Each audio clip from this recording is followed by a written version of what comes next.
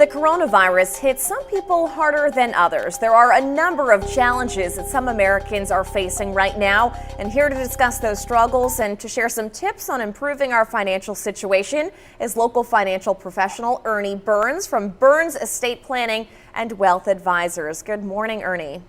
Good morning. Thanks for having me back. Thank you for your time. So, obviously we've seen that this pandemic has disproportionately affected Americans. Can you talk to me a little bit about the different segments of the population that have been affected differently by this COVID-19 pandemic? Of course. First off, low-income earners and people of color and Hispanics also been hit very hard because we in Louisiana live off travel in a sense. And basically the hotels, the hotel industry, the restaurants, they've all been hit very hard, and a lot of these businesses are not looking like they're coming back. And even travel agencies, and then also the energy sector. A lot of the oil industry has been hit very hard, and that actually creates more jobs in the restaurants and the hotel industries around the area. All that because of the different mandates that we have with COVID has really restricted individuals from having to actually be able to work and pay their bills. If you find yourself in the situation where you have been affected by this, your wallet, your savings have been affected, what do you do?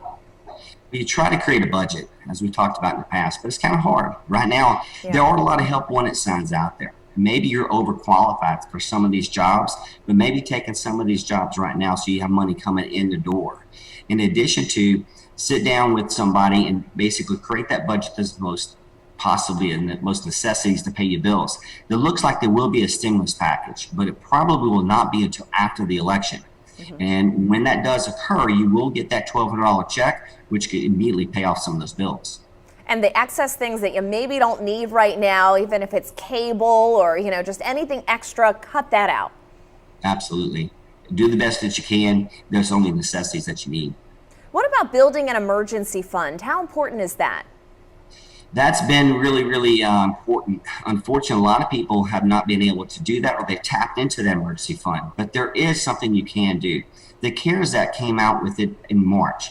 You can draw $100,000 up to $100,000 out of your retirement account without penalty if you're prior to 59 and a half. So you will not have that 10% penalty.